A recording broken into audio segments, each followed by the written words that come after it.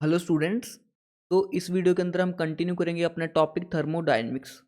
तो last class में जो हमने थर्मोडायनेमिक्स स्टडी किया था उसके अंदर हमने दो तरह के प्रोसेस को देखा था। एक थे हमारे पास रिवर्सिबल प्रोसेस और दूसरे थे हमारे पास इरिवर्सिबल प्रोसेस। ठीक है, जो रिवर्सिबल प्रोसेस होते हैं वो क्या होते हैं, काफ़ी धीरे धीरे से होते हैं। मतलब उस केस में जो पी एक्सटर्नल था, जो बाहरी प्रेशर था, वो पी आइडल के क्या था, इक्वल था। और जो इरिवर्सिबल प्रोसेस थे वो अगेंस्ट कांस्टेंट प्रेशर होते थे, अगेंस्ट कांस्टेंट प्रेशर। तो उस केस में हम पी एक्सटर्नल को पी गैस के इक्वल नहीं लिख सकते। ठीक है, ये चीज़ हमने डिस्कस की थी। तो यहाँ पे हमने जब पहला केस डिस्कस किया था, क्या, आइसोथर्मल रिवर्सिबल का केस। तो उस केस में जो हमने वर्क का फॉर्मूला निकाला था, अगर आपको याद हो, date is -2.303 NRT log V2/V1। ठीक है, तो ये वाला इंपॉर्टेंट फॉर्मूला है, आपको एज इट इज याद होना चाहिए आइसोथर्मल रिवर्सिबल प्रोसेस के लिए। दूसरा था इरिवर्सिबल प्रोसेस, उसके लिए तो हमारे पास सिंपल सा फॉर्मूला था, work is equal to -P external V2 - V1। I think ये आपको दोनों याद होंगे और यही इंपॉर्टेंट फार्मूलाज हैं। 2 से 3 टाइम्स आपके मास्टर कैडर में इसी फार्मूला से क्वेश्चन आया हुआ है।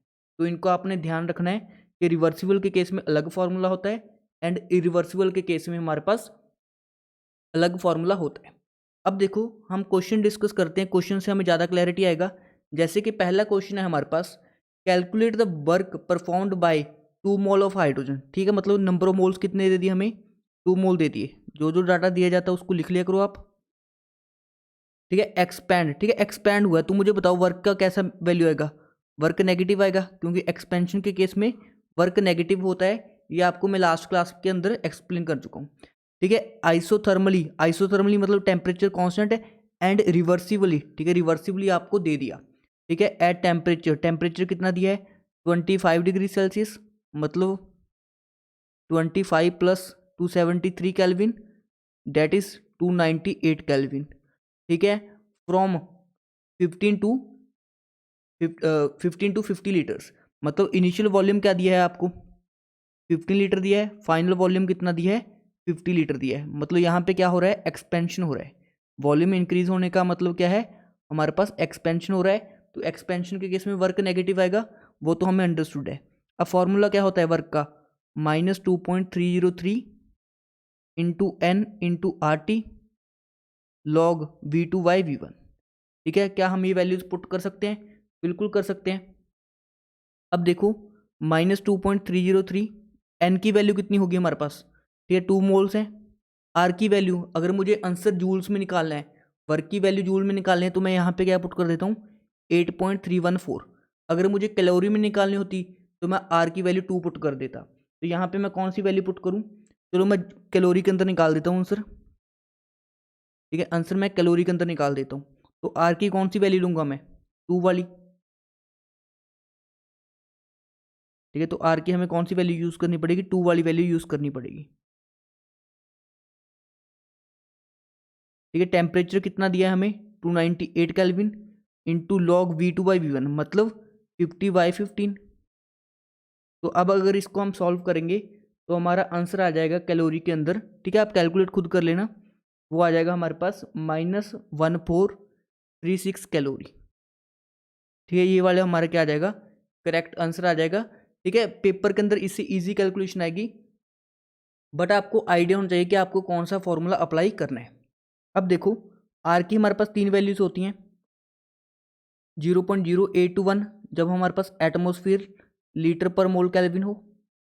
एक होती है आर की हमारे पास वैल्यू 2 कैलोरी पर मोल केल्विन, और एक होती है आर की value 8.314 joule per mole kelvin. तो डिपेंड करता है क्वेश्चन आपसे किस फॉर्म के अंदर वर्क निकाल रहा है। ये मैंने यहाँ पे कैलोरी लिख दिया तो फाइनल आंसर भी कैलोरी के अंदर आ गया, और मैंने आर की वैल्यू कितनी ले ली, 2 ले ली। अगर जूल में पूछता तो आर की वैल्यू कितनी ले लेते हम, 8.314 ले लेते। तो इस तरह के क्वेश्चन को सॉल्व करने के लिए आपको एक बार तो क्वेश्चन रीड करना है। क्वेश्चन में अगर रिवर्सिबली दिखा हुआ तो हमें पता चल जाएगा कि प्रोसेस क्या है, रिवर्सिबल। बट इरिवर्सिबल के लिए क्या लिखेगा वो, अगेंस्ट कॉन्स्टेंट एक्सटर्नल प्रेशर। ठीक है ना, तो इसी टाइप का हम क्वेश्चन डिस्कस करते हैं। जैसे ये वाला क्वेश्चन है, क्वेश्चन नंबर 2, ठीक है। If a gas at a pressure of 10 atmosphere, ये प्रेशर दिया है आपको एंड टेम्परेचर दिया है 300 kelvin, expends against constant external pressure. ये वर्डिंग पे ध्यान दो, against a constant external pressure. यहाँ पे आपको ये लाइन मिल जाए against the constant external pressure, तो समझ लेना प्रोसेस कौन सा है हमारे पास, इरिवर्सिबल प्रोसेस है। तो इरिवर्सिबल प्रोसेस की हमारे पास पहचान ही क्या होती है कि उसमें वर्डिंग में क्या लिखा होगा, अगेंस्ट कांस्टेंट एक्सटर्नल प्रेशर, ठीक है। ये लाइन आपको अगर एज इट इज, ठीक है, यही लाइन मिलेगी तो समझ आना प्रोसेस कौन सा हमारा, इरिवर्सिबल प्रोसेस है, ठीक है ना। Expends against a constant external pressure, ये पी एक्सटर्नल कितना दिया आपको, 2 एटमोसफियर दिया है। ये फ्रॉम अ वॉल्यूम, ठीक है, 10 लीटर से 20 लीटर, मतलब इनिशियल वॉल्यूम कितना दिया है 10 लीटर, फाइनल वॉल्यूम कितना दिया है 20 लीटर, ठीक है। तो यहाँ पे भी क्या हो रहा है, एक्सपेंशन हो रहा है। तो एक्सपेंशन के केस में हमारा वर्क कैसा आता है, नेगेटिव आता है, ठीक है। एक्सपेंशन के केस में वर्क हमारा क्या आता है, नेगेटिव आता है। तो वो आएगा भी, हम फॉर्मूला जब अप्लाई करेंगे। अब देखो इसमें एक ही टेम्परेचर दिया है तो आइसोथर्मल प्रोसेस है, वो हमें ऑटोमेटिकली अंडरस्टूड हो गया था। अब इरिवर्सिबल के लिए हम कौन सा फार्मूला यूज़ करते हैं, ठीक है। एक ही फार्मूला होता है, minus P external into delta we, तो वर्क कितना आ जाएगा, minus P external V2 minus V1। तो अगर हम वैल्यूज पुट करें तो -2 इंटू ये फाइनल वॉल्यूम कितना है 20 लीटर माइनस 10 लीटर, तो वर्क कितना आ जाएगा हमारे पास, ये 10 माइनस 20 एटमोसफियर लीटर। बट हमें तो आंसर जूल में देना होगा या लीटर में देना हो, या कैलोरी के अंदर देना होगा। तो अब हमारे पास एटमोसफियर लीटर आ गया, ठीक है ना। वर्क की जो मैग्नीट्यूड है वो एटमोसफियर लीटर के अंदर आ गया। अब हम इसको जूल के अंदर कैसे कन्वर्ट करेंगे या कैलोरी के अंदर कैसे कन्वर्ट करेंगे, वही हमारे लिए चैलेंज हो जाएगा कि इस क्वेश्चन को हम जूल या कैलोरी के अंदर कैसे कन्वर्ट करेंगे। अब इसके दो मेथड्स हैं जिसके द्वारा हम कन्वर्सन कर सकते हैं। मैं दोनों मेथड समझाता हूँ आपको कि एटमोसफियर लीटर को हम जूल के अंदर कैसे कन्वर्ट कर सकते हैं, ठीक है। दोनों ध्यान से समझना। क्या आपको आर की वैल्यूज पता है, हाँ पता है। आर की वैल्यू एक होती है 0.0821 atmosphere litre per mole kelvin, और दूसरी होती है हमारे पास value 8.314 joule per mole kelvin. तो ये दोनों आर की वैल्यूज है, मतलब दोनों सेम चीज़ को ही रिप्रेजेंट करती हैं। दोनों क्या है, इक्वल क्वांटिटीज हैं, डिफरेंट यूनिट्स हैं बट वैल्यूज तो इक्वल है। जैसे हम 1 kg को 1000 ग्राम लिख सकते हैं, ये दोनों है तो सेम चीज़ ही है, एक ही चीज़ को रिप्रेजेंट कर रही है। मतलब 0.0821 atmosphere litre per mole kelvin is equal to 8.314 joule per mole kelvin, दोनों एक ही चीज़ को रिप्रेजेंट करती हैं। तो अब जैसे एटमोसफियर लीटर को हमने जूल के अंदर कन्वर्ट करना है, तो आप आर की वैल्यू जिसमें निकालना है उसके ऊपर रख दो, मतलब जूल के अंदर रखनी है, जूल के अंदर कन्वर्ट करना है तो जूल वाली वैल्यू को ऊपर रख दो, और नीचे जो यहाँ पे दिया आपका जिसमें आंसर है मतलब एटमोसफियर लीटर वाली। मतलब हमने किया क्या है, बेसिकली सेम चीज़ से ही डिवाइड किया है, सेम चीज़ से ही मल्टीप्लाई किया है, ठीक है ना। ऊपर जूल में मल्टीप्लाई कर दिया, नीचे एटमोसफियर लीटर में मल्टीप्लाई कर दिया, बट मल्टीप्लाई सेम चीज़ को ही किया है। तो हमारा आंसर क्या आएगा फाइनली, -20 एटमोसफियर लीटर। अब हम जूल की वैल्यू, ठीक है, आर की वैल्यू जूल में पुट करेंगे 8.314 जूल ओवर, ठीक है, आर की वैल्यू एटमोसफियर लीटर में पुट करेंगे 0.0821 एटमोसफियर लीटर, ठीक है ना। तो ये एटमोसफियर से एटमोसफियर लीटर कट जाएगा। अगर आप 8.314 को 0.0821 से मल्टीप्लाई डिवाइड करते हो तो हमारे पास वैल्यू आती है 101.3 जूल, ठीक है ना। तो ये मैं आपको करवाता हूँ आगे। तो आंसर क्या आ जाएगा, -20 इंटू 101.3 जूल, ठीक है ना। थोड़ा सा मैं इसको और सिंप्लीफाई करता हूँ आपको, ठीक है। तो इसी चीज़ को थोड़ा सा और सिंप्लीफाई करता हूँ तो ज़्यादा क्लैरिटी आएगा आपको, ठीक है। देखो हमने एटमोसफियर लीटर को किस में कन्वर्ट करना था, एटमोसफियर लीटर को जूल के अंदर कन्वर्ट करना था। अब मुझे दो वैल्यूज़ पता है, एटमोसफियर के अंदर क्या होती है, एटमोसफियर लीटर के अंदर 0.0821 atmosphere litre per mole kelvin, ठीक है। तो ये किसके इक्वल हो जाएगी हमारे पास 8.314 जूल पर मोल केल्विन, ठीक है। मोल केल्विन से मोल केल्विन तो कट जाएगा, मतलब 0.0821 एटमोसफियर लीटर किसके इक्वल आ जाएगा 8.314 जूल के इक्वल आ जाएगा। तो अगर हमने एक एटमॉस्फेयर लीटर की वैल्यू निकालनी है कि एक एटमॉस्फेयर लीटर कितना होता है, तो वो ये इससे डिवाइड हो जाएगा, तो 8.314 डिवाइड बाई 0.0821 जूल के इक्वल आ जाएगा। तो अगर हम ये वाली वैल्यू को सॉल्व करेंगे, 1 एटमॉस्फेयर लीटर किसके इक्वल आ जाएगा, 101.3 जूल के इक्वल आ जाएगा, ठीक है ना। तो अगर ये हमें डायरेक्ट कन्वर्जन याद रहेगा कि 1 एटमॉस्फेयर लीटर किसके इक्वल होता है, 101.3 जूल के इक्वल होता है, तो हमारे क्वेश्चन इजीली सॉल्व हो जाएंगे। ठीक है, आप क्वेश्चन के लिए, ठीक है, एमसीक्यू टाइप के क्वेश्चन में ऑप्शन ऐसे होते हैं कि आप इसको डायरेक्टली अगर 100 भी मान लोगे तो हमारा नियर अबाउट आंसर आ जाएगा, जिससे हम ऑप्शन को क्या करेंगे, डायरेक्टली टिक कर देंगे। बट उसके लिए आपको ये वाला कन्वर्जन याद होना चाहिए कि एक एटमॉस्फेयर लीटर किसके इक्वल होता है, 101.3 जूल के इक्वल होता है। ठीक है, अब कई स्टूडेंट्स को ऐसे नहीं समझ आया होगा, वैसे मोस्टली स्टूडेंट को ऐसे समझ आ जाता है, बट जिनको नहीं समझ आया उनको मैं फिजिक्स के पॉइंट ऑफ व्यू से बता देता हूँ। ये फिजिक्स के पॉइंट ऑफ व्यू से बता देता हूँ। जैसे देखो, हमारे पास वर्क का क्या फॉर्मूला होता है, फोर्स इंटू डिस्प्लेसमेंट। तो फोर्स की यूनिट क्या होती है, न्यूटन, और डिस्प्लेसमेंट की यूनिट क्या होती है, न्यूटन मीटर। तो वर्क का क्या फॉर्मूला होता है, न्यूटन मीटर होता है। अब हमने 1 एटमॉस्फेयर लीटर को, ठीक है, न्यूटन मीटर की फॉर्म में कन्वर्ट करना है। तो आपको पता है क्या 1 एटमॉस्फेयर किसके इक्वल होता है, 1.01325 into 10⁵ newton per metre square. ठीक है ना, फोर्स अपॉन एरिया, मतलब ये प्रेशर होता है, ठीक है ना। और जो हमारे पास 1 लीटर होता है वो किसके इक्वल होता है, हमारे पास 10⁻³ मीटर क्यूब के इक्वल होता है। तो अगर हम वैल्यूज पुट कर दें यहाँ पे, तो वर्क किसके इक्वल आ जाएगा, जब 1 एटमॉस्फेयर लीटर किसके इक्वल आ जाएगा, 1.01325 into 10⁵ newton per metre square into 10⁻³ metre cube. ठीक है, इसको सॉल्व करोगे तो भी आपका क्या आंसर आ जाएगा, 101.325 जूल, मतलब अप्रॉक्सीमेट कितना आ जाएगा, 101.3 जूल। आई थिंक ये वाला रिलेशन आपको क्लियर हो चुका होगा कि 1 एटमॉस्फेयर लीटर किसके इक्वल होता है, 101.3 जूल के इक्वल होता है। ठीक है, तो हमेशा के लिए आपको ये याद कर लेना है। एक बार तो मैंने ड्राइव करवा दिया, बट नेक्स्ट टाइम के लिए आपको एज इट इज याद होना चाहिए कि 1 एटमॉस्फेयर लीटर किसके इक्वल होता है, 101.3 जूल के इक्वल होता है। आई थिंक आपको ये वाली कन्वर्जन याद हो चुकी होगी, ठीक है ना, कभी आपको भूलनी नहीं है, बिकॉज डायरेक्ट इसी के बेस्ड क्वेश्चन आएगा। जैसे 1 एटमॉस्फेयर 1 बार के अप्रॉक्सीमेट इक्वल होता है, 1 एटमॉस्फेयर अप्रॉक्सीमेटली 1 बार के इक्वल होता है, बिकॉज 1 एटमॉस्फेयर किसके इक्वल होता है, 1.01325 के इक्वल होता है। तो 1 बार लीटर भी अप्रॉक्सीमेट कितना होना चाहिए था, 100 के राउंड ही होना चाहिए था, तो ये एग्जैक्टली हमारे पास 100 जूल के इक्वल होता है। तो 1 बार लीटर आ जाए तो वो एग्जैक्टली 100 जूल के इक्वल होता है, 1 एटमॉस्फेयर लीटर आ जाए वो 101.3 जूल के अप्रॉक्सीमेटली इक्वल होता है। तो जो दोनों रिलेशन आपको एज इट इज़ याद होनी चाहिए, ठीक है। डेरिवेशन आपको याद करनी है, करो, that is not important, but ये वाली चीज़ आपको याद होनी चाहिए कि 1 एटमॉस्फेयर लीटर किसके इक्वल होता है, 101.3 जूल के इक्वल होता है। तो अब अगर आपको ये वाला क्वेश्चन करना होता तो आप डायरेक्टली एटमॉस्फेयर लीटर में आया है तो जूल में कन्वर्ट करना है, कैसे करेंगे, work is equal to -20 into 101.3 joule के इक्वल हमारा क्या आ जाएगा, करेक्ट आंसर आ जाएगा। अप्रॉक्सीमेट कितना आ जाएगा, ठीक है ना, तो अप्रॉक्सीमेट ये वाला आंसर 2000 जूल के अप्रॉक्सीमेट आ जाएगा। ठीक है, 2000 जूल के अप्रॉक्सीमेट क्या आ जाएगा, आंसर आ जाएगा। और वैसा एक ही ऑप्शन आपको दिया होगा।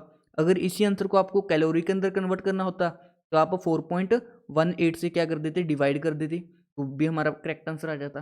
तो आपको यूनिट कन्वर्जन का ध्यान रखना है। ठीक है, इस चैप्टर के लिए मैं आपको एक ही चीज़ बोलता हूँ, बीवेयर ऑफ यूनिट्स। ठीक है ना, तो यूनिट से बच के रहना आप लोग। ठीक है, यूनिट से ही आपके क्वेश्चन गलत होंगे, यूनिट से ही आपके क्वेश्चन सही होंगे। तो यूनिट्स की आपको 1-2 बार क्या करनी है, प्रैक्टिस करनी है, तो आप इजीली इन चीज़ों को समझ पाओगे। आई थिंक ये वाला क्वेश्चन आपको क्लियर हो चुका होगा। ठीक है, नेक्स्ट क्वेश्चन है ड्यूरिंग द एक्सपेंशन ऑफ, ठीक है, इसमें आपसे डेल्टा यू पूछा है, इंटरनल एनर्जी चेंज, वो अभी हम फर्स्ट लॉ के अंदर डिस्कस करेंगे, उसके बाद ये वाला क्वेश्चन आपको करवाऊंगा। ठीक है, उसके बाद ये वाला क्वेश्चन देखिए, ये calculate the work performed by 2 moles of hydrogen expand isothermally and reversibly at 25 degree Celsius from 20 litre to 60 litres. ठीक है, तो हमें V1 दिया है 20 लीटर्स, V2 कितना दिया है 60 लीटर्स, मोल्स दिए हैं, प्रोसेस भी हमें दे दिया रिवर्सिबली। ठीक है ना। तो ये क्वेश्चन हम कर चुके हैं ऑलरेडी, ठीक है ना। तो मैं इसका सोल्यूशन दिखा देता हूँ आपको, ठीक है। हमें ये वाला फॉर्मूला यूज़ करना था, work is equal to -2.303 NRT log V2/V1, ठीक है ना। क्योंकि हमने आर की वैल्यू यहाँ पे कितनी पुट की है, 2 पुट की है, मतलब कैलोरी के अंदर पुट किया है, तो हमारा फाइनल आंसर भी किस में आ जाएगा, कैलोरी के अंदर आ जाएगा। ये वाला क्वेश्चन ईजी था, आपको अंडरस्टूड हो चुका होगा, ठीक है। अब नेक्स्ट क्वेश्चन देखो, ठीक है। नेक्स्ट क्वेश्चन है हमारा, calculate the minimum work necessary to compress 64 gram oxygen from 10 to 5 litres. इस केस में कंप्रेशन हो रहा है, तो कंप्रेशन के केस में, ठीक है, तो V1 कितना हमें हमारा 10 लीटर, ये V2 कितना है 5 लीटर, मतलब वॉल्यूम कम हो रहा है तो कंप्रेशन हो रहा है। तो कंप्रेशन के केस में वर्क क्या होता है हमारे पास, पॉजिटिव होता है। तो वर्क क्या होगा यहाँ पे, पॉजिटिव होगा, वो तो हमें पता चल गया, ठीक है। तो अगर आपको ऑप्शन ऐसा दिखे जिसमें वर्क नेगेटिव आ रहा है, वो तो आप डायरेक्टली काट सकते हो। अब देखो टेम्परेचर भी दिया है, हीट इवॉल्व आपसे पूछा है, तो देखो इस क्वेश्चन को कैसे सॉल्व करेंगे। हमारे पास वर्क कितना आ जाएगा, ये वर्क का फॉर्मूला क्या होता है हमारे पास, -2.303 NRT log V2/V1। अब हमें 64 ग्राम O2 दिया है, तो क्या यहाँ से हम मोल्स निकाल सकते थे O2 के, mass by molar mass, that is 2 moles, ठीक है ना। तो 2 मोल्स आ गए, यही हमें करके दिखाया हुआ है। आर की वैल्यू कितनी आती है, 2 लीटर 2 कैलोरी के अंदर आती है। टेम्परेचर 300 केल्विन आपको दिया है, ये हमने वैल्यूज पुट की और हमारा आंसर किसके इक्वल आ गया, कैलोरी के अंदर आ चुका है, ठीक है ना। तो अभी कि Q इज इक्वल टू, जितनी हीट दी हमने वो किसके इक्वल आ गई, वर्क के इक्वल आ गई, ठीक है। ये चीज़ आपको मैं फर्स्ट लॉ के अंदर एक्सप्लेन करूंगा, बट आपको ये वाले फॉर्मूला पता होना चाहिए कि रिवर्सिबल प्रोसेस के लिए हम कौन सा फॉर्मूला यूज़ करेंगे, ठीक है। रिवर्सिबल या इरिवर्सिबल कैसे डिसाइड करेंगे, अगर आपको अगेंस्ट एक्सटर्नल प्रेशर लिखा मिल गया, अगेंस्ट एक्सटर्नल प्रेशर लिखा मिल गया, तो वो कौन सा प्रोसेस होगा हमारे पास, इरिवर्सिबल प्रोसेस होगा। तो वो कौन सा प्रोसेस होगा हमारे पास, इरिवर्सिबल प्रोसेस होगा। अदरवाइज हमें कौन सा कंसिडर करना है, रिवर्सिबल प्रोसेस कंसिडर करना है। आई थिंक ये वाले टॉपिक्स आपको क्लियर हो चुके होंगे, ठीक है। Identify the state function among the following, ये स्टेट फंक्शन कौन थे हमारे पास, दो ही पाथ फंक्शन थे। कौन कौन से पाथ फंक्शन थे हमारे पास, एक तो हीट था और एक हमारे पास वर्क था, ठीक है। एक हीट और एक वर्क, ठीक है, ये क्या थे हमारे पास, पाथ फंक्शन थे। इसके अलावा बाकी सभी क्या होते हैं हमारे पास, स्टेट फंक्शन होते हैं। अगर आपको फर्स्ट लॉ ऑफ थर्मोडाइनमिक्स पता हो, FLOT first law of thermodynamics, उसके अकॉर्डिंग क्या होता है, जो डेल्टा यू होता है इंटरनल एनर्जी, वो किसकी इक्वल होती है, Q+W, ठीक है ना। तो डेल्टा यू इंटरनल एनर्जी क्या होती है हमारे पास, स्टेट फंक्शन होती है। तो उसने डायरेक्टली डेल्टा यू नहीं पूछा, उसने Q+W दे दिया, तो स्टेट फंक्शन कौन सा आ जाएगा, ऑप्शन डी, ठीक है। अभी तो हम फर्स्ट लॉ ऑफ थर्मोडाइनमिक्स को स्टडी करेंगे। आई थिंक इतनी चीज़ आपको क्लियर हो चुकी होगी कि हम किस तरह से क्वेश्चन को एक्सप्लेन कर सकते हैं, ठीक है ना। रिवर्सिबल प्रोसेस के लिए कैसे क्वेश्चन आएंगे एंड इरिवर्सिबल प्रोसेस के लिए कैसे क्वेश्चन हमारे पास आएंगे। अब देखो, अब हम स्टडी करने जा रहे हैं स्टेट फंक्शंस को। लास्ट क्लास में हमने पाथ फंक्शंस को देखा, हीट एंड वर्क को, और वर्क को कैसे कैलकुलेट करते हैं वो भी हमने सीखा। अब हम सीखेंगे स्टेट फंक्शन को, ठीक है। स्टेट फंक्शन में हम सबसे पहला फंक्शन स्टार्ट करेंगे, डेट इज इंटरनल एनर्जी, ठीक है, इंटरनल एनर्जी, ठीक है। इंटरनल एनर्जी को किसी बुक में यू से रिप्रेजेंट कर देते हैं, किसी बुक में ई से रिप्रेजेंट कर देते हैं, तो हम रिप्रेजेंट करेंगे यू से। तो यू से हम क्या करेंगे, इंटरनल एनर्जी को रिप्रेजेंट करेंगे। ये इंटरनल एनर्जी होती क्या है, सपोज मेरे पास कोई सिस्टम है, उसके अंदर काफ़ी सारे गैस मॉलिक्यूल्स हैं, ठीक है। मेरे पास कोई सिस्टम है, उसके अंदर काफ़ी सारे गैस मॉलिक्यूल्स हैं। अब इस सिस्टम को मैंने रेस्ट पे मान लिया है, ठीक है। सिस्टम को क्या मान लिया है, रेस्ट पे है, सिस्टम इज एट रेस्ट, ठीक है। मैंने उसको रेस्ट पे मान लिया, मतलब इसमें कोई मूवमेंट नहीं हो रही, ठीक है ना। मॉलिक्यूल्स तो मूवमेंट कर रहे हैं, बट ये हमारा सिस्टम रेस्ट पे है। उसके अलावा no electric field apply, no electric field is applied, कोई हमने बाहर से कोई इलेक्ट्रिक फील्ड अप्लाई नहीं किया है, ठीक है ना। अब इस कंडीशन पे जब हमारा सिस्टम रेस्ट के ऊपर है और हमने बाहर से कोई इलेक्ट्रिक फील्ड भी नहीं लगाई है इसके ऊपर, अब जितनी टोटल एनर्जी होगी सिस्टम की, ठीक है, total energy associated with the system is called its internal energy. Internal energy is the total energy, is the total energy associated with gas molecules, gas molecules, ठीक है।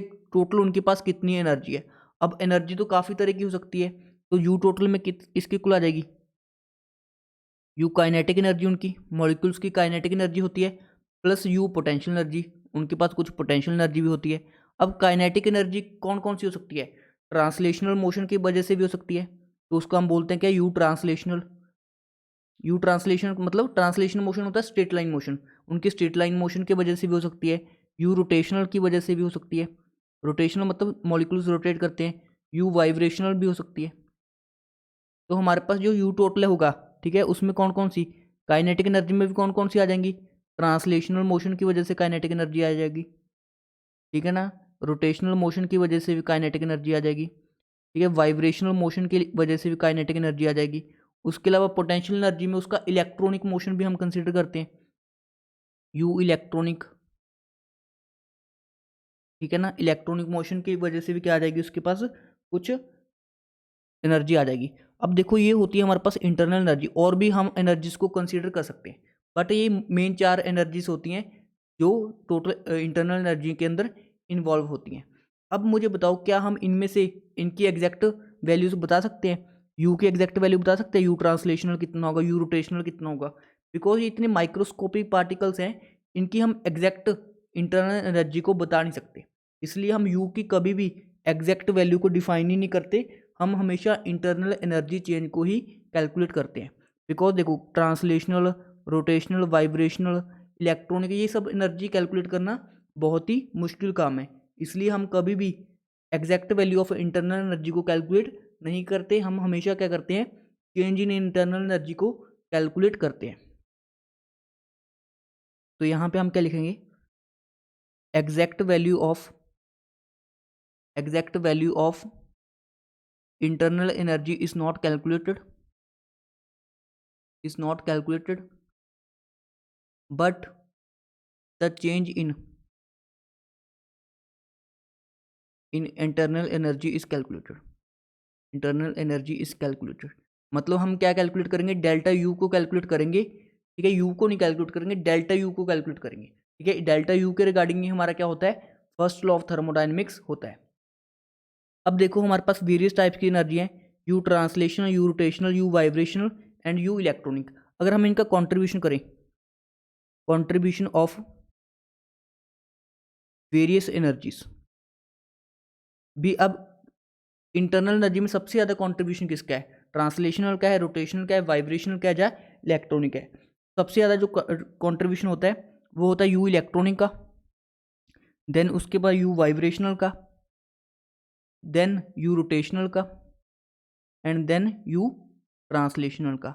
मतलब जो टोटल एनर्जी होती है उसमें काफ़ी सारी एनर्जीज का सम होती है, बट उसमें सबसे ज़्यादा कंट्रीब्यूशन किसका होता है, इलेक्ट्रॉनिक एनर्जी का, देन वाइब्रेशनल का, देन रोटेशनल का, एंड देन ट्रांसलेशन का। बट अगर हम टेम्परेचर को चेंज कर दें, काफ़ी सारा टेम्परेचर चेंज कर दें, if the temperature is changed by delta T, मतलब हमने टेम्परेचर को क्या कर दिया, चेंज कर दिया, तो जो हमारे पास एनर्जीज का कॉन्ट्रीब्यूशन है वो बिल्कुल क्या हो जाता है, ऑपोजिट हो जाता है। मतलब अब जो हम कॉन्ट्रीब्यूशन लेंगे, मतलब हमने डेल्टा टी से क्या कर दिया, टेम्परेचर को चेंज कर दिया, तो अब जो चेंज इन इंटरनल एनर्जी आएगा, अब हम एग्जैक्ट नहीं कैलकुलेट करें, अब हम करें चेंज इन इंटरनल एनर्जी, तो चेंज सबसे ज़्यादा किस में आएगा, ट्रांसलेशन के केस में, then delta U rotational, then delta U vibrational, and then delta U electronic. मतलब इलेक्ट्रॉनिक के अंदर तो बहुत ही कम चेंज आएगा, तो इसको तो हम क्या कर देंगे, निगलेक्ट कर देंगे, इसको तो क्या कर देंगे, हम निगलेक्ट कर देंगे। ये कहने का क्या मीनिंग है, हमारे पास जो हमारे पास एग्जैक्ट वैल्यू थी इसकी इंटरनल एनर्जी की, उसमें हमारे पास 4 तरह की एनर्जीज हैं, translational, rotational, vibrational and electronic. अगर हम बात करें कॉन्ट्रीब्यूशन की, तो कॉन्ट्रीब्यूशन में सबसे ज़्यादा इलेक्ट्रॉनिक का होता है, फिर वाइब्रेशन का, फिर रोटेशन का, फिर ट्रांसलेशन का। बट अगर हमने टेम्परेचर को चेंज कर दिया ये डेल्टा टी से, तो अब जो चेंज होगा इंटरनल एनर्जी में वो सबसे ज़्यादा किस में होता है, ट्रांसलेशन में। तो ये चेंज है, चेंज किस में होता है सबसे ज़्यादा, ट्रांसलेशनल में, फिर रोटेशनल में, फिर वाइब्रेशनल में, फिर इलेक्ट्रॉनिक में। इलेक्ट्रॉनिक तो हम क्या कर देते हैं, निगलेक्ट ही कर देते हैं, क्योंकि उसमें चेंज जो होता है रिलेटिवली बहुत कम होता है। आई थिंक ये वाला पॉइंट आपको क्लियर हो चुका होगा। अब देखो जो किसी सिस्टम की इंटरनल एनर्जी है उसमें हमारे पास 3 एनर्जीज इन्वॉल्व हैं, ट्रांसलेशनल, रोटेशनल एंड वाइब्रेशनल। ठीक है, इसके कॉरस्पॉन्डिंग मैं आपको एक टॉपिक पढ़ाऊंगा जिसको हम बोलते हैं डिग्री ऑफ फ्रीडम। ये डिग्री ऑफ फ्रीडम में 2 तरह के केस बनते हैं, एक होता है हाई टेम्परेचर के ऊपर और एक होता है मॉडरेट टेम्परेचर के ऊपर। जब आपको टेम्परेचर हाई दिया होगा तब तो हमने वाइब्रेशन को कंसिडर करना है। Consider only eight high temperature. ये जो हम वाइब्रेशनल कॉन्ट्रीब्यूशन हैं इनको हम कब लेते हैं, जब टेम्परेचर हमारा हाई होगा। अदरवाइज आपके मास्टर कैडर लेवल तक तो ये दोनों कॉन्ट्रीब्यूशन ही रहेगा, बट लेक्चरर कैडर के लेवल पे आपको वाइब्रेशनल कॉन्ट्रीब्यूशन भी कंसिडर करवा सकता है। तो मैं दोनों केस करवाऊंगा आपको, विदाउट वाइब्रेशनल कॉन्ट्रीब्यूशन भी एंड विद वाइब्रेशनल कॉन्ट्रीब्यूशन भी। ठीक है ना। तो अगर हमारे पास टेम्परेचर मॉडरेट हुआ तो उस केस में तो हमारे पास जो जू टोटल होता है वो ट्रांसलेशन प्लस रोटेशनल के बेसिस के ऊपर हम बता सकते हैं। बट अगर टेम्परेचर हाई होगा तो हमें वाइब्रेशनल कॉन्ट्रीब्यूशन को भी कंसीडर करना पड़ेगा। तो हम यहाँ से लिख सकते हैं क्या, delta U is equal to delta U translational plus delta U rotational. ठीक है, ये कंडीशन कब होगी हमारे पास, at moderate temperature, at moderate temperature. And delta U is equal to delta U translational plus delta U rotational plus delta U vibrational. ठीक है, vibrational contribution हम कब लेते हैं, at high temperature, at high temperature. ठीक है, although ये सब चीज़ों की आपको इतनी ज़्यादा जरूरत नहीं पड़ेगी, ठीक है, मास्टर कैडर लेवल तक, बट लेक्चर लेवल के अंदर आपसे कभी ये क्वेश्चन पूछा जा सकता है। ठीक है ना। बट फिजिक्स के अंदर भी आता है, तो फिजिक्स में ये होता है आपके टॉपिक कि आपको वाइब्रेशन कॉन्ट्रीब्यूशन को कंसिडर करना है या नहीं करना है, क्यों, बिकॉज डिग्री ऑफ फ्रीडम में हमारा इसका काफ़ी ज़्यादा रोल रहने वाला है। अब देखो हमारे पास चलो इंटरनल एनर्जी हमें पता चल गया कि क्या होती है। ठीक है, इंटरनल एनर्जी कुछ नहीं है, बेसिकली हमारे पास टोटल जितनी एनर्जी होती है किसी सिस्टम के पास उसको हम क्या बोलते हैं, इंटरनल एनर्जी बोलते हैं। अब सिस्टम के पास काफ़ी तरह की एनर्जीज हो सकती हैं, उसमें हम कौन कौन सी कंसिडर करके चलते हैं वो डिपेंड करता है। अब देखो नेक्स्ट जो हमारा टॉपिक है, first law of thermodynamics. First law of thermodynamics, ठीक है, इसको हम बोलते हैं law of conservation of energy, law of conservation of energy, conservation of energy. ये इस लॉ के अकॉर्डिंग क्या होता है कि energy can neither be created nor be destroyed. ठीक है ना ही हम एनर्जी को क्रिएट कर सकते हैं ना ही एनर्जी को डिस्ट्रॉय कर सकते हैं, but it can be converted from one form to another, मतलब हम एक फॉर्म से दूसरी फॉर्म के अंदर कन्वर्ट कर सकते हैं। जैसे हम इलेक्ट्रिकल एनर्जी को केमिकल एनर्जी के अंदर कन्वर्ट कर सकते हैं, केमिकल एनर्जी के अंदर कन्वर्ट कर सकते हैं। सिमिलरली केमिकल एनर्जी को इलेक्ट्रिकल एनर्जी के अंदर कन्वर्ट कर सकते हैं। मतलब एक फॉर्म ऑफ एनर्जी को हम दूसरी फॉर्म ऑफ एनर्जी के अंदर कन्वर्ट कर सकते हैं, but energy can neither be created nor be destroyed. ठीक है, ये सबको पता होगा। बट ये वाला law does not valid for nuclear reaction. ठीक है, न्यूक्लियर रिएक्शन के लिए ये वाला लॉ हमारा वैलिड नहीं होता। ठीक है, does not valid for nuclear reactions. अब मैं पहले बता देता हूँ आपको, ठीक है, फिजिक्स के अंदर आपका ये लॉ अलग होता है, केमिस्ट्री में अलग होता है। ठीक है ना। तो मैं केमिस्ट्री की बात करूँगा आपसे। तो केमिस्ट्री में क्या होता है, जो डेल्टा यू होता है वो किसके इक्वल होता है, क्यू प्लस डब्ल्यू। मतलब डेल्टा यू का क्या मतलब हो गया, internal energy change, internal energy change. Q का क्या मीनिंग हो गया हमारे पास, हीट। ठीक, क्योंकि यहाँ पे पॉजिटिव साइन है तो इसका मतलब हीट गिवन टू सिस्टम लिख सकते हैं। और डब्ल्यू क्या हो गया हमारे पास यहाँ पे, वर्क। ठीक है ना। अब ये वाला फॉर्मूला यूज करना है तो ध्यान रखना है, ठीक है, आपको जो भी वर्क दिया हो, हीट दिया हो, उसको विद साइन पुट करना है। ठीक है ना। तो यहाँ पे आप नोट डालो, जो स्पेशल नोट है, put each value with sign in the FLOT। ठीक है, FLOT मतलब फर्स्ट लॉ ऑफ थर्मोडायनेमिक्स के अंदर आपको सारी वैल्यूज़ विद साइन क्या करनी है, पुट करनी है। अब इसके बेस्ड आपको क्वेश्चन करवाता हूँ तो आपको ज़्यादा क्लैरिटी होगा। अब देखो हमको ये 2 क्वेश्चन डिस्कस करने हैं। ये पहले आप ये क्वेश्चन नोट करो, बहुत ही इंपॉर्टेंट क्वेश्चंस हैं। बेसिक क्वेश्चन भी कभी कभी मास्टर कैडर के अंदर पूछ लेते हैं। ये दोनों क्वेश्चन को नोट करो, एक बार खुद से ट्राई करो, फिर मेरे साथ मैच करो, ठीक है ना। दोनों क्वेश्चन के मैं सोल्यूशन स्टार्ट कर देता हूँ। कैलकुलेट डेल्टा यू, ठीक है, इंटरनल एनर्जी चेंज हमें फाइंड आउट करना है। तो पहले तो हमें फर्स्ट लॉ ऑफ थर्मोडाइनमिक्स पता होना चाहिए। Delta U is equal to Q plus W, और हर एक वैल्यू को हमने विद साइन पुट करना है। ये put each value with sign, put each value with sign. तो अब मुझे बताओ पहले क्या दिया उसने, a system absorbs 10 kilo joule heat, ठीक है। सिस्टम ने 10 किलो जूल हीट अब्जॉर्ब की। हीट अब्जॉर्ब बाय सिस्टम क्या होती है, पॉजिटिव होती है, मतलब क्यू क्या आ जाएगा हमारे पास, plus 10 kilo joule. And does 5 kilo joule work, ठीक है। सिस्टम ने 10 किलो जूल हीट अब्जॉर्ब की और उसने 5 किलो जूल क्या किया, वर्क किया, मतलब वर्क डन बाय सिस्टम, ठीक है ना। तो वर्क डन बाय सिस्टम क्या होता है, नेगेटिव होता है। आपको कल साइन कन्वेंशन करवाए थे, तो यहाँ पे क्या आ जाएगा, -5 kilo joule.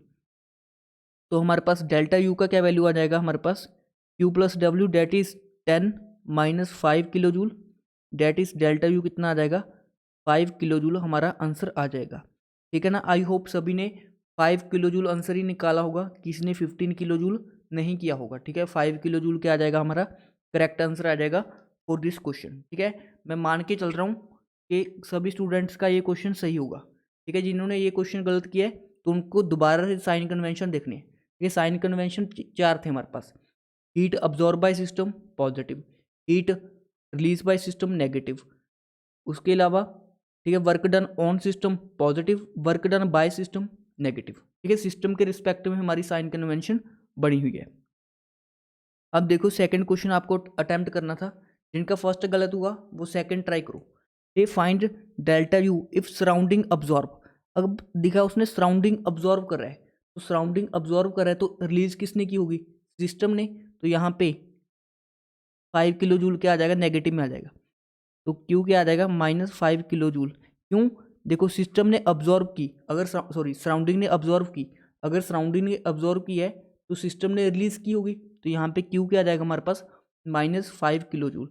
And work done by the surrounding, अब सराउंडिंग ने वर्क किया है, सराउंडिंग किसके ऊपर वर्क करेगा, सिस्टम के ऊपर वर्क करेगा, मतलब ये क्या दिया हमें indirectly, work done on system. तो हमें वर्क कितना दिया है, +70 किलो जूल। तो अगर हम पुट करें डेल्टा यू क्या होता है, क्यू प्लस डब्ल्यू, तो डेल्टा यू किसकी इक्वल आ जाएगा, -5 + 70 kilo joule, that is delta U कितना आ जाएगा हमारे पास, 16.5 किलो जूल, ठीक है ना। आई होप ये वाला क्वेश्चन सभी स्टूडेंट्स का करेक्ट होगा। अब देखो हमको ये वाला क्वेश्चन ट्राई करना है, ठीक है ना। आप लोग पहले अटैम्प्ट करो, ये क्वेश्चन को नोट करो, ठीक है। स्टेटमेंट को एज इट इज नोट करो और ट्राई करो। ये सपोज करो आपके एग्जाम के अंदर ही ये क्वेश्चन आ गया, क्या आप इसको अटैम्प्ट कर पाओगे, ठीक है। आपसे पूछा है what is delta you internal energy change, तो हमें पता है डेल्टा यू का एक ही फॉर्मूला होता है, क्यू प्लस डब्ल्यू, तो मैंने वो लिख लिया, ठीक है। व्हेन अ गैस कॉन्ट्रैक्ट, ठीक, कॉन्ट्रैक्ट मतलब वॉल्यूम कम हुआ है, फ्रॉम 377 ml टू 177 ml, मतलब यहाँ पे V1 दिया है, ये V2 दिया है, अंडर द कांस्टेंट प्रेशर, ठीक है। कांस्टेंट प्रेशर दे दिया, कौन सा प्रोसेस हो गया हमारे पास, इरिवर्सिबल प्रोसेस हो गया। तो उस केस में वर्क का क्या फॉर्मूला होता है हमारे पास, -P एक्सटर्नल V2 - V1, ठीक है, ये हमें पता है। ये constant pressure of 2 atmosphere while at the same time being cooled, ठीक है, ठंडा कर दिया, by and lose 124 joule heat, मतलब हीट का कितना वैल्यू हो गया हमारे पास, -124 जूल, ठीक है ना। क्योंकि उसने ठंडा हुआ है तो हीट क्या कर दी, लूज कर दी, हीट लूज बाय सिस्टम कितना है, -124 जूल। अब हमें डेल्टा यू फाइंड आउट करना है, क्यों हमें पता चल गया डाटा से।